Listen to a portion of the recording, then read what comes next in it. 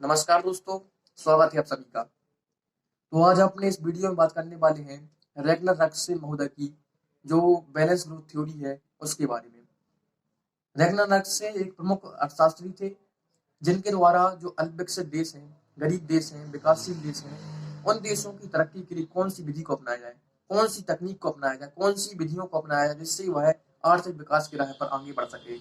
इसलिए उनके द्वारा बैलेंस ग्रोथ स्ट्रेटजी का जो जो प्रमुख रूप से थ्योरी इनके द्वारा बैलेंस ग्रोथ थ्योरी प्रदान की गई थी। बैलेंस ग्रोथ का तात्पर्य है कि जैसा कि हम जानते हैं कि हमारी जो आर्थिक व्यवस्था होती है, जो अर्थव्यवस्था होती है, वो तीन क्षेत्रों में बटी होती है, तीन सेक्टर होती है उसकी। प्राथमिक, द्वितीय, तृतीय क्षेत्र।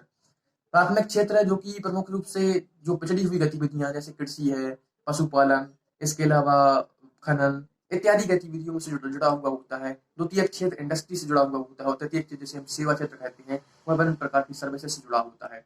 तो तीन क्षेत्र होते हैं।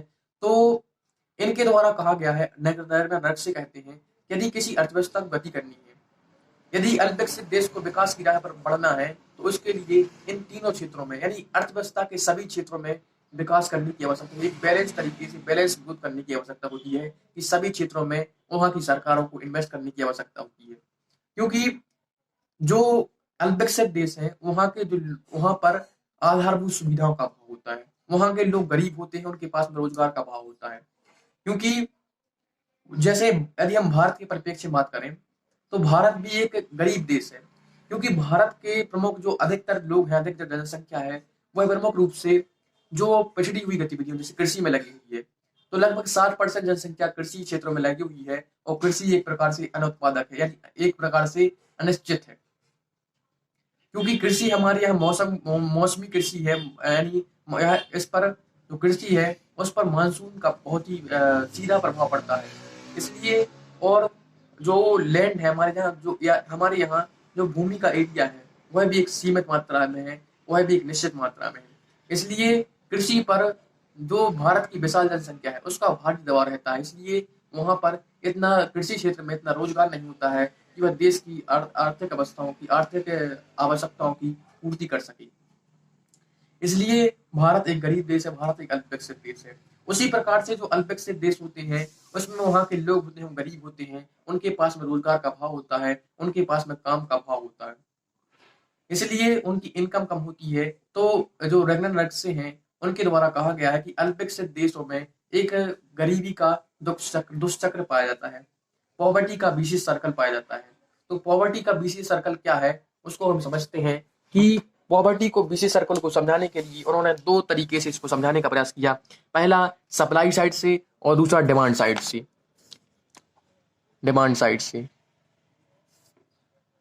ठीक, सबसे पहले सप्लाई साइड से हम समझते हैं किस प्रकार से जो अल्पविकसित देश हैं, गरीब देश हैं, उसमें एक पॉवर्टी का बीसी सर्कल पाया जाता है। जैसे गरीब देश होगा तो वहां के लोगों के पास में इनकम का अभाव होगा, वहां के लोगों की आय बहुत ही कम होगी, बहुत ही कम इनकम होगी। यदि वहां की इनकम कम होगी तो वहां के लोग सेविंग भी कम करेंगे, उनके पास में इतने पैसे नहीं होंगे कि अपनी आवश्यकताओं की पूर्ति करने के पश्चात क्या कर सकें, सेविंग कर सकें। क्योंकि यदि हम जानते हैं कि जिस व्यक्ति के पास इनकम होती है तो इनकम का उपयोग उसको किसके लिए करता है, या तो उसको कंजप्शन के लिए करता है, या तो वह कंजप्शन के लिए उपयोग करता है या तो फिर उसे सेविंग करता है। ठीक, दो तरीके से उसका उपयोग किया जाता है। तो इनके पास में इतनी सफिशिएंट मात्रा में इनकम नहीं होती है कि वह सेविंग कर सकें, और सेविंग नहीं होगी तो क्या होगा, वहां उस देश में इन्वेस्टमेंट भी नहीं होगा। तो इन्वेस्टमेंट का भाव भी इन देशों में पाया जाता है। और हम जानते हैं कि यदि हमें आगे बढ़ना है, यदि किसी प्रकार की आर्थिक रूप से तरक्की करनी है, यदि किसी प्रकार से उद्योग खोलने हैं, फैक्ट्रियों की स्थापना करना है, तो सेविंग और इन्वेस्टमेंट की आवश्यकता होती है। सबसे पहले सेविंग की आवश्यकता होती है, और सेविंग नहीं है तो इन्वेस्टमेंट भी नहीं होगा, और इन्वेस्टमेंट नहीं होगा तो कैपिटल फॉर्मेशन भी नहीं होगा। और जिस देश में कैपिटल फॉर्मेशन नहीं होता है, जिस देश में फैक्ट्रियां नहीं होती हैं, जिस देश के पास में कैपिटल फॉर्मेशन का भाव, पूंजी निर्माण का भाव पाया जाता है, उस देश के वहां पर लोग क्या रहते हैं, बेरोजगार रहते हैं। क्योंकि उनके पास में जब फैक्ट्रियां नहीं है, जब उनके पास में संसाधन नहीं है, तो वहां की जो प्रोडक्टिविटी कम होगी, वहां के लोगों को रोजगार का अभाव होगा। इसलिए उनके पास में इनकम का पुनः अभाव हो जाएगा। ठीक, तो इस प्रकार से जो गरीबी का जो विशेष साइकिल है वह आप देख सकते हैं कि यह इनकम से शुरू लो इनकम से शुरू होता है और आगे चलकर लो इनकम पर ही खत्म होता है। इसलिए जो रैगनर रक्सी महोदय हैं उनका मानना था कि जो गरीब देश होते हैं वह यदि पूर्ति की साइड से हम बात करें तो उसमें गरीबी का विशेष सर्कल हो जाता है, गरीबी का एक दुष्चक्र पाया जाता है। इसी प्रकार से इसी को उन्होंने डिमांड साइड से भी समझाने का प्रयास किया है कि डिमांड साइड से यदि मान के चलिए वहाँ के लोग गरीब देशों के लोगों की इनकम कम होगी, इनकम कम होने से क्या होगा, वह जो लोग हैं अब वह क्या कर पाएंगे, कंजप्शन भी कम कर पाएंगे, कंजप्शन भी कम करेंगे। क्यों कंजप्शन कम करेंगे? क्योंकि उनके पास में इनकम का अभाव है, उनके पास में आय नहीं है, तो वो है केवल उन्हीं वस्तुओं को वो करेंगे जिससे उनकी जीवन की आवश्यकताओं की केवल पूर्ति हो जाए। वह केवल रोटी कपड़ा मकान इत्यादि में ही व्यस्त रहेंगे। अपने जो विभिन्न प्रकार की आधा जो लग्जरीज चीज है वह नहीं खरीद पाएंगे। इसलिए उन देशों में क्या होगा, डिमांड का अभाव होगा, और डिमांड का अभाव होगा, डिमांड जब किसी देश में डिमांड नहीं होती है तो इससे क्या होता है, मार्केट छोटा हो जाता है, बाजार का आकार छोटा होगा। तो इस प्रकार से बाजार का यदि आकार छोटा होगा, वहां पर बाजार बहुत ही सीमित होगा, अल्प मात्रा में होगा, बाजार संकुचित होगा, तो किसी प्रकार से इन्वेस्टर उस देश में क्या करेंगे, इन्वेस्ट करने का प्रयास नहीं करेंगे, क्योंकि उन इन्वेस्टर के पास में एक प्रकार से प्रोत्साहन या इंसेंटिव का अभाव होगा। और यदि वो मतलब खोल भी लेंगे किसी प्रकार से कंपनी, तो उनकी कंपनी नहीं चल पाएगी, क्योंकि इस प्रकार से उस देश में डिमांड का अभाव है, उस देश में जो मांग है उसका अभाव है।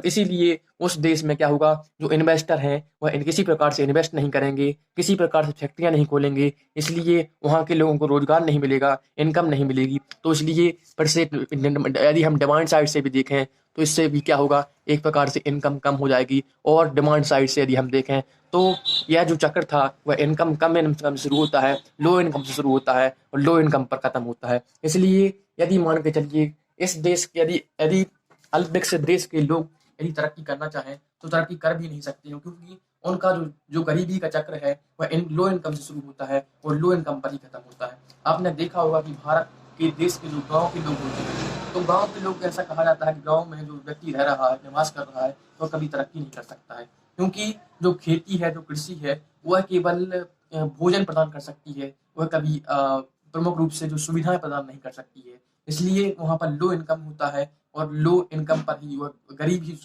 जन्म लेते हैं व्यक्ति, और गरीब ही उसकी मृत्यु हो जाती है। तो रैगनर नरसिम्हा महोदय कहते हैं कि इस यदि जो गरीबी का दुष्चक्र है, जो एक प्रकार का चक्र बन चुका है, जो दुष्चक्र बन चुका है, यदि उसको तोड़ना है, यदि उससे आगे बढ़ना है, यदि देश को तरक्की करनी है, तो उसके लिए क्या होगा, वहाँ की जो सरकार है, सरकार को आगे आने की आवश्यकता है, सरकार को आगे बढ़ने की आवश्यकता है, सरकार को दायित्व लेने की आवश्यकता है, सरकार को कार्यभार संभालने की आवश्यकता है। क्योंकि यदि आप निजी क्षेत्र के भरोसे उस देश को छोड़ देंगे कि निजी इन्वेस्टर आएंगे, तो यह संभव नहीं है, क्योंकि जो निजी इन्वेस्टर होती है वह केवल अपने प्रॉफिट के लिए काम करते हैं, अपने लाभ के लिए काम करते हैं। इसलिए यदि मान के चलिए उनके पास में, निजी इन्वेस्टर के पास में या फॉरेन इन्वेस्टर के पास में दो विकल्प हैं, भारत और चीन, तो भारत और चीन में से वह केवल चीन को चुनेंगे, भारत में इन्वेस्ट करना पसंद नहीं करेंगे, क्योंकि वह जानते हैं कि भारत में विभिन्न प्रकार की जो आधारभूत सुविधाएं हैं, जो आधारभूत संरचना, जो फंडामेंटल जो सुविधाएं हैं, जो बेसिक सुविधाएं हैं, उन सुविधाओं का अभाव है। इसलिए यहाँ पर ना तो बंदरगाह है, ना तो यातायात की सुविधाएं हैं, ना तो अच्छी तरीके से संचार की सुविधाएं हैं। तो इन सुविधाओं के अभाव में वह जो इन्वेस्टर होगा वह भारत में इन्वेस्ट करना पसंद नहीं करेगा, उसके बजाय में चीन में इन्वेस्ट करेगा, क्योंकि उसके पास में सभी तरह की से एक अच्छी सुविधाएं हैं, वहाँ पर बंदरगाह भी अच्छी, संचार की सुविधाएं अच्छी हैं, वहाँ पर जल विद्युत सभी प्रकार की सुविधाएं अच्छी हैं, यातायात परिवहन सभी प्रकार की सुविधाएं अच्छी हैं, वहाँ की सरकार है वह उदार तरीके से जो वहाँ की नीतियां हैं उदार हैं। तो इसलिए वहाँ पर जो इन्वेस्टर है, फॉरेन इन्वेस्टर है, वह क्या करेगा, इन्वेस्ट करने का प्रयास करेगा। इसलिए इन्होंने कहा है कि जो गरीब देश है, तो गरीब देश में इन्वेस्टर इन्वेस्ट करने का प्रयास नहीं करेंगे, क्योंकि उन्हें पता है कि यदि वह अपनी संपत्ति गरीब देशों में लगाएंगे तो वहाँ का पर बाजार का अभाव होगा, बाजार संकुचित होगा, बाजार छोटा होगा, इसलिए वह उस क्षेत्र में संपत्ति लगाना पसंद नहीं करेंगे, क्योंकि उन्हें पता है कि उनकी संपत्ति यदि लगाएंगे तो वह डूब ही जाएगी। इसलिए यदि रैगनर नरसिम्हा महोदय कहते हैं कि उस देश की सरकार को आगे बढ़ना होगा, सरकार को दायित्व संभालना होगा, और सरकार को एक बैलेंस स्ट्रेटजी अपनानी होगी, सरकार को ग्रोथ करनी है, सरकार को यदि देश की तरक्की में अहम योगदान निभाना है तो बैलेंस तरीके से ग्रोथ करनी होगी। यानी सरकार को इन्वेस्टमेंट करने के लिए सबसे पहले आगे आना होगा और ना सिर्फ एक सेक्टर में बल्कि सभी सेक्टरों में एक साथ विकास करना होगा। एक बैलेंस स्ट्रेटजी अपनानी होगी। यानी ऐसा नहीं है कि केवल एक क्षेत्र में विकास कर दिया जाए, एक क्षेत्र में इन्वेस्टमेंट कर दिया जाए, बल्कि सभी क्षेत्रों में इन्वेस्टमेंट करना होगा। क्योंकि जो ऐसा कहा गया है, एक जेबीसी एक प्रमुख अर्थशास्त्री थे, उन्होंने कहा था कि सप्लाई अपनी डिमांड खुद पैदा कर लेती है। यानी आप तो उन्होंने कहा था कि आप केवल उत्पादन कर दीजिए, उसकी मांग अपने आप पैदा हो जाएगी। तो उसी प्रकार से जो रेगनर रैक्से महोदय हैं, उनका मानना भी यही है कि मतलब आप सभी क्षेत्रों में निवेश कर दीजिए, सभी क्षेत्रों में एक साथ निवेश कर दीजिए। तो एक कंपनी का यदि एक कंपनी में आपने निवेश किया है तो दूसरी कंपनी में मतलब एक कंपनी का जो कार्य करता रहेगा, जो उसका लेबर रहेगा, वह दूसरी कंपनी के लिए क्या करेगा, डिमांड करने का कार्य करेगा। जैसे एक जूते की फैक्ट्री का उन्होंने उदाहरण दिया था कि जूते फैक्ट्री में जो व्यक्ति कार्य कर रहा है वह केवल अपनी इनकम को जूते खरीदने के लिए खर्च नहीं करेगा, बल्कि वह अन्य वस्तुओं को खरीदने के लिए अन्य कंपनी द्वारा बनाई जा रही वस्तुओं को खरीदने के लिए अपनी इनकम का प्रयोग करेगा। तो इस प्रकार से एक कंपनी के जो उत्पादन एक कंपनी ने जो उत्पादन किया है, उस कंपनी के उत्पादन के लिए अन्य कंपनी का जो लेबर है, जो मजदूर है, वह क्या करेगा, वह डिमांड क्रिएट करने का कार्य करेगा। तो इसलिए आप केवल सभी क्षेत्रों में, केवल एक क्षेत्र में नहीं बल्कि सभी क्षेत्रों में एक साथ समान रूप से विकास करने, समान रूप से इन्वेस्ट करिए। तो इससे क्या होगा, देश आगे बढ़ पाएगा, देश तरक्की कर पाएगा। ठीक, तो इस प्रकार से जो रेगनर नक्शे महोदय हैं, उनके द्वारा बैलेंस ग्रोथ को अपनाया गया। जिस प्रकार से एक व्यक्ति को यदि शारीरिक रूप से तंदुरुस्त रहना है, शारीरिक रूप से स्वस्थ रहना है, तो उसके लिए बैलेंस तरीके से बैलेंस डाइट लेने की आवश्यकता होती है। उसमें सभी प्रकार के प्रोटीन, विटामिन, कार्बोहाइड्रेट सभी का संपूर्ण रूप से समान रूप से ध्यान रखना पड़ता है। इसलिए तभी वह तंदुरुस्त रह पाता है। इसलिए इन्होंने भी कहा था कि उस देश की अर्थव्यवस्था है तो अर्थव्यवस्था को यदि चलाना है, यदि अर्थव्यवस्था को संचालित करना है अच्छे तरीके से, तो उस देश की सरकार को बैलेंस तरीके से एक इक्वल तरीके से सभी क्षेत्रों में विकास करना होगा। ठीक, तो इसी प्रकार से जैसे यदि भारत के परिप्रेक्ष्य में यदि हम उनकी थ्योरी को समझने का प्रयास करें, जैसे जो प्राइवेट इन्वेस्टर होते हैं, तो वह केवल महाराष्ट्र राज्य, भारत का महाराष्ट्र राज्य है जहाँ पर विभिन्न प्रकार की सुविधाएं हैं, तो वहां पर इन्वेस्ट करने का प्रयास करता है। परंतु बिहार राज्य में कोई मतलब बहुत ही कम इन्वेस्टर इन्वेस्ट करने का प्रयास करते हैं। तो रेगनर नरसिम्हा महोदय हैं, उनका प्रयास, उनके कहने का तात्पर्य है कि महाराष्ट्र राज्य में निजी जो निवेशक हैं वह निवेश कर रहे हैं, परंतु जो बिहार राज्य है वहां पर सरकार को आवश्यकता है कि वह सरकार बैलेंस तरीके उसको बैलेंस करने का प्रयास करे। सरकार उन क्षेत्रों में निवेश करे, सरकार उन सेक्टर से निवेश करे जहां पर निजी क्षेत्र नहीं जाना चाहेंगे। क्योंकि कुछ ऐसी बेसिक सुविधाएं होती हैं, जैसे में शिक्षा होती है, स्वास्थ्य की बात, स्वास्थ्य, परिवहन, इसके अलावा यातायात, संचार। तो ऐसी सुविधाओं में क्या होता है, धन की भी अधिक आवश्यकता पड़ती है और समय भी अधिक लगता है। इसलिए जो प्राइवेट इन्वेस्टर होते हैं वह अपना पैसा लगाना मुनाफिक नहीं समझते हैं। इसलिए जो सरकार है, सरकार को आवश्यकता होती है कि इन क्षेत्रों में विकास किया जाए, इन क्षेत्रों में अपना पैसा लगाया जाए। और इस प्रकार से सरकार ही मतलब एक ऐसी संस्था है जो उस देश की तरक्की, जो उस देश की उन्नति है, उसमें अपना योगदान निभा सकती है। तो इस प्रकार से जो रेगनर नक्शे हैं, उन्होंने बैलेंस ग्रोथ थ्योरी को अपनाया था, बैलेंस स्ट्रेटजी को अपनाया था। और बैलेंस स्ट्रेटजी में उन्होंने बताया कि गरीबी का दुष्चक्र विद्यमान है गरीब देशों में, इसलिए गरीब देशों को गरीबी का दुष्चक्र जो तोड़ना है, तो बैलेंस तरीके से वहाँ की सरकारों को आगे आना होगा और सरकार को सभी क्षेत्रों में एक साथ विकास करना होगा, सभी क्षेत्रों में एक साथ इन्वेस्ट करना होगा।